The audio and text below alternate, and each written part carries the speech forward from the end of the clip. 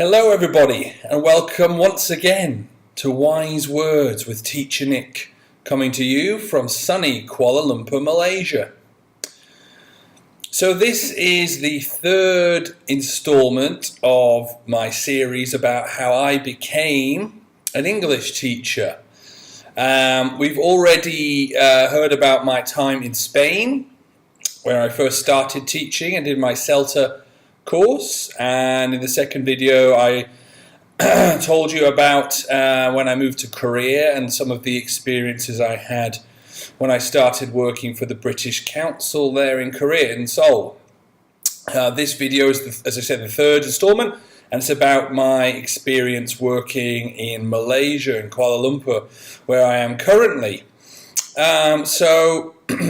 In November 2016, I finished my contract in Seoul, and as I said before, I had to find a new job, and the best place to do that, as I've mentioned, is the British Council website.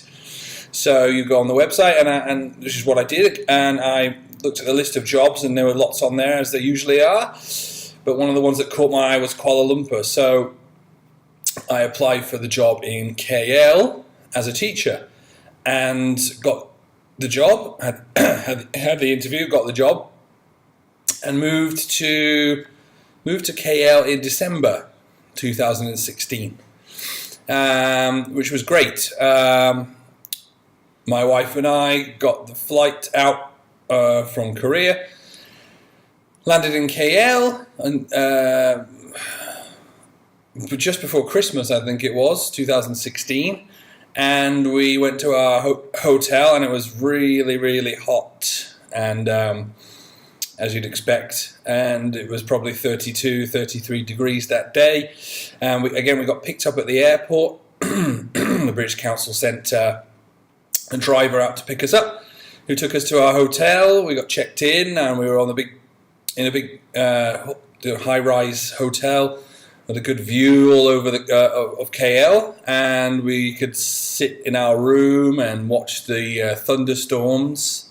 Because I don't know if you know, but KL, I think, holds the record, or is the place, the capital city at least in the world, which has the most thunderstorms per year.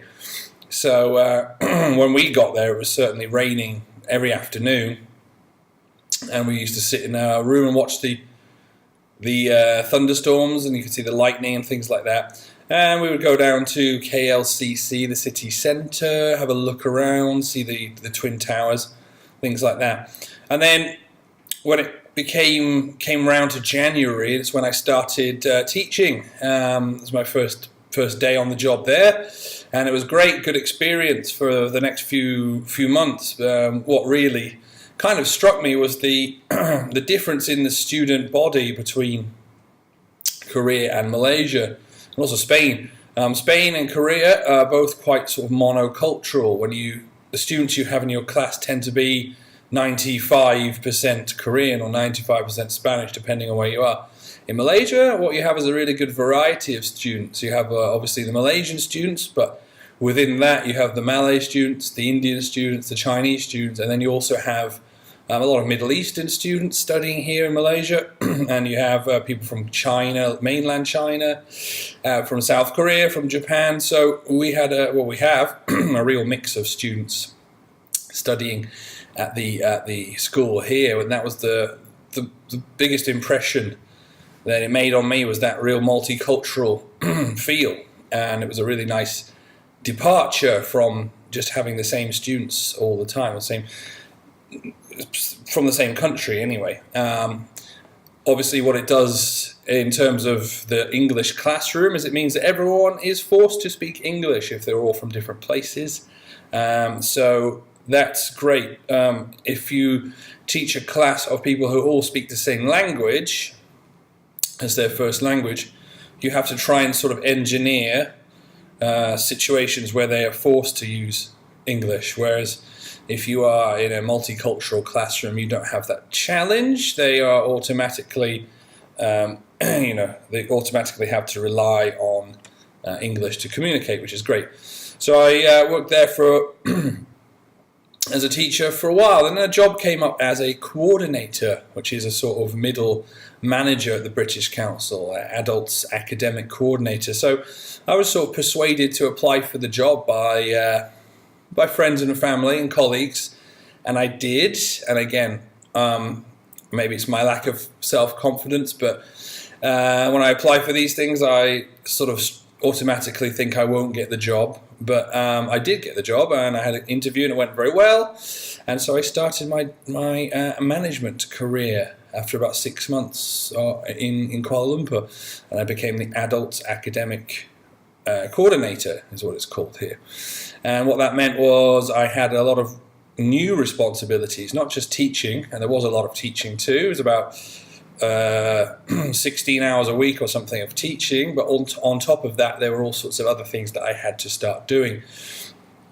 Admin things, dealing with students, dealing with customers, and also helping teachers out and doing their professional development and things like that, observing teachers teaching and training and things like that. So there was a lot more to do in the role than I was used to. Obviously, I'd worked for the British Council for about 5 years in Korea, so I kind of had a good idea about what was involved as a coordinator and what I would have to be doing. Yeah, doing it was a different thing. So it was a bit of a shock to the system, and I found myself sort of spread quite thinly across lots of different tasks that I had to do.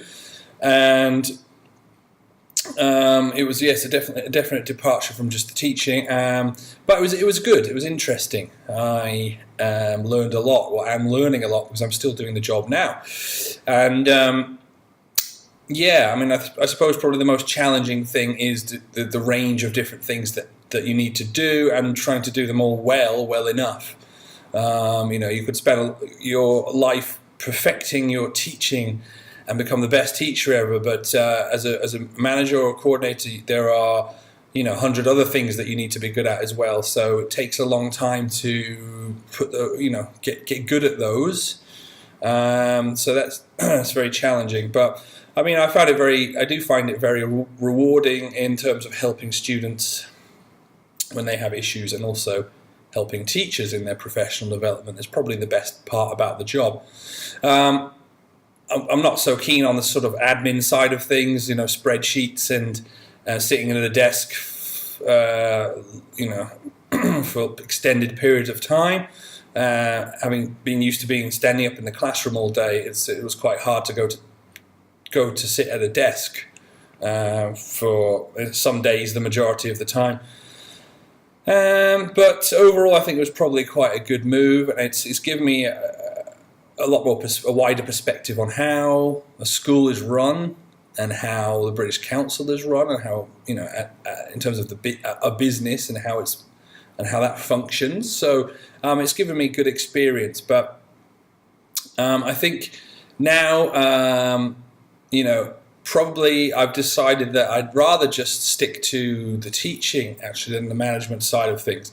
I'm not sure. I might go back into that eventually one day if there's a good opportunity, or if, I feel like I need a change from teaching again. But I think probably I do miss being in the classroom, and when I do have the chance to do that in my day-to-day job, I realise how much I like it and how much I enjoy it now that I have perspective of doing something else and then going back to that. When I was just teaching, there were a lot of times when I thought I'd like to not do this, and it would be good to sit at a desk and do an office job.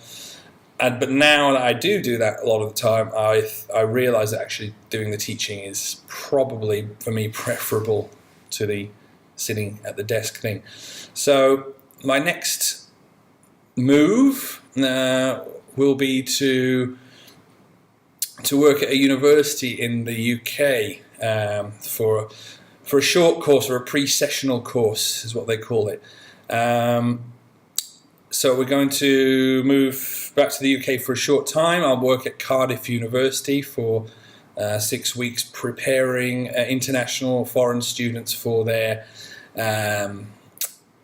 university degrees, which will be starting in September. So we'll be getting them ready, getting their English up to scratch, up to speed, so that they can do well on their university courses. So I suppose once that's done, or maybe even while I'm doing it, I'll probably make a video about that and what my experiences are in terms of that and how that's different from what I'm doing now. But yeah, I just wanted to share with you that about the management side of things as well. So if you are a teacher or you're starting out teaching, there are routes to management. There is a career progression of there for you. When I sort of first started teaching English, I couldn't really see it much an easy path sort of in terms of career progression. But if you join a big organisation like the British Council, there are actually opportunities there. You'll find yourself having to do things their way in order to get that progression. What I mean by that is that they have certain qualifications and certain certifications and things like that which you need to achieve or get first before you can move up. So even if you are very experienced as a teacher, and there are people where I work who are, but they don't have the specific qualifications that are required to get a promotion. And basically, even if you have hundreds of millions and thousands of hours of teaching in the classroom, and you don't have those pieces of paper, then unfortunately, you won't be able to go much higher than just being a teacher. So I would recommend, carrying on with your qualifications. If you are doing a CELTA, then, after a couple of few years, look to do the Delta. It's a hard work. And again, maybe that's another video I can make at another time about my experience doing the Delta and any tips I might share with you about that. But